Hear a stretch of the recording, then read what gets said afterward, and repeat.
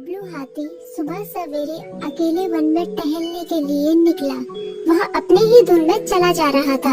लगता था उसके दिमाग में कोई उलझन है जिसे वह सुलझाने की कोशिश कर रहा था।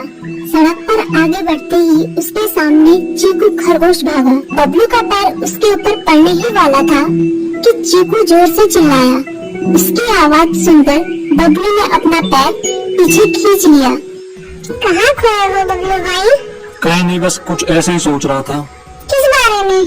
तुम जानकर क्या करोगे? शायद मैं तुम्हारी कुछ मदद कर सकूं। तुम तो जानते हो आजकल वन में कितनी चोरियां हो रही हैं, पर चोर का कोई अता पता ही नहीं है।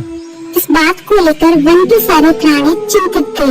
वे वहाँ खुद को सुरक्षित महसूस नहीं कर रहे थे। अरे चीकू भाई, हम मजबूर हैं। हम चोर को पकड़ ही नहीं पा रहे हैं। वह बहुत चालाक है और अपने काम को बड़ी कुशलता से अंजाम दे रहा है। कहीं कोई सबूत ही नहीं छोड़ रहा। हमारे राजा इस बात को लेकर बहुत चिंतित है। यही कारण है कि हम सब इस बारे में सोच रहे हैं। अब तुम मेरी इसमें क्या मदद कर सकते हो? मैं कुछ सोचता हूँ, हो सकता है मुझे कोई उपाय सूझ जाए। प्रयास करने में कोई हर्ज तो नहीं है। तुम ठीक कहते हो चीकू, लेकिन वन के गुप्तचर भी अभी तक इसका कोई हल नहीं निकाल सके। इतने कहकर वे चुप हो गई। बबलू की बातों ने चीकू को सोचने के लिए मजबूर कर दिया। चीकू को उदास देखकर बबलू बोला, तुम अपना मन छोटे मत करो। मुझे अच्छा लगा कि तुमने मेरी परेशानी को समझा। कभी मैं भी इस वन के लिए गुप्तचर का काम करता था। एक बार मेरी टांग टूट जाने से मेरे अंदर फुर्ती नहीं रही। तब से मैंने यह काम छोड़ दिया। चीकू, तुम चाहो तो यह काम दोबारा कर सकते हो। वन के प्राणी ज्यादातर दिन में भोजन की तलाश करते हैं, वह रात को आराम करते हैं। तुम दिन रात दोनों में ही भोजन की तलाश में निकल सकते हो।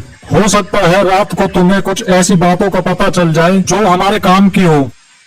हाँ बबलू, तुम ठीक कहते हो। मैं आज रात को वन में घूमकर इस बात का पता करने की कोशिश करता हूँ।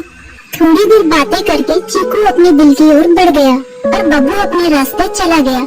चीकू के दिमाग में अभी तक बबलू की कई बातें घूम रही थी। उसे समझ नहीं आ रहा था वह बबलू की मदद कैसे करे। दिन भर वह उसी उधेड़-बुन में लगा रहा। शाम होते ही चीकू कुछ सोचने लगा और वह चुपचाप दिल से बाहर निकल आया। चीकू की पत्नी ने देखा तो बोली, इस समय कहाँ जा रहे हो? बाहर खतरा है। खतरा तो सुबह भी रहता है, लेकिन खतरों से डरकर हम भूखे तो नहीं मर सकते। मैं बाहर घूम कर आता हूँ।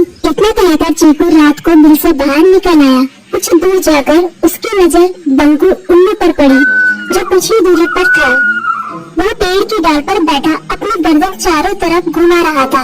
वह तेजी से पेड़ की एक डाल से दूसरी डाल पर उड़ रहा था। बंकू की नजर उस पर नहीं पड़ी थी। कुछ सोचकर चीकू पेड़ के पीछे से बाहर निकलकर थोड़ी खुली जगह पर आ गया और वहाँ से बंकू उल्लू को देखने लगा। बंकू ने चीकू को अंधेरे में भी देख लिया, पर उसने उसमें कोई उत्सुकता नहीं दिखाई और अपनी गर्दन चारों ओर घुमाता रहा। चीकू बड़ी देर तक बंकू की हरकतों पर नजर रखे रहा। वह थोड़ी देर तक खुले मैदान में खड़ा रहा, पर बंकू ने उसे देखकर भी अनदेखा कर दिया। उसने महसूस किया कि बंकू के आसपास चमकू चमगादड़ भी मंडरा रहा था। कुछ देर वन में घूमने के बाद चीकू अपने दिल में लौट आया और सुबह होने का इंतजार करने लगा। अगली सुबह बबलू उसी रास्ते में जा रहा था। रास्ते में चीकू उसका इंतजार कर रहा था। आज बड़ी जल्दी आ गए बबलू। हाँ, आजकल मुझे चिंता की वजह से नींद नहीं आती। कोई नई खबर है क्या? यकीन से तो मैं नहीं कह सकता, पर मैं तुम्हें ऐसे प्राणी का नाम बता सकता हूँ जो शायद चोरों की मदद कर रहा है। कौन है वो? बंकू उल्लू। इतने कहकर चीकू ने रात की घटना उसे जौ की तरह सुना दी। इसे सुनकर बबलू का माथा ठनका। बबलू की आंखें चौंधिया गई।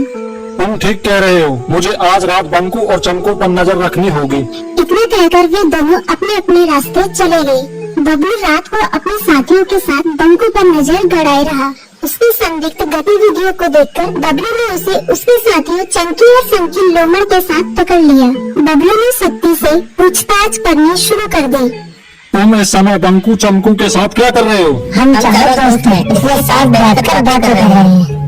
चमगादड़ और उल्लू की दोस्ती तो समझ में आती है, पर लोमड़ के साथ दोस्ती कैसे हो सकती है? सख्ती से पूछने पर दोनों ने अपना जुर्म कबूल कर लिया और सभी चोरियों के बारे में बताया जो उन्होंने कुछ दिन पहले वन में की थी। बबलू ने उनके चोरी का सारा सामान भी बरामद कर लिया। बंकू और चमकू को अभी तक समझ में नहीं आ रहा था कि वो इतनी आसानी से कैसे पकड़ में आ गए।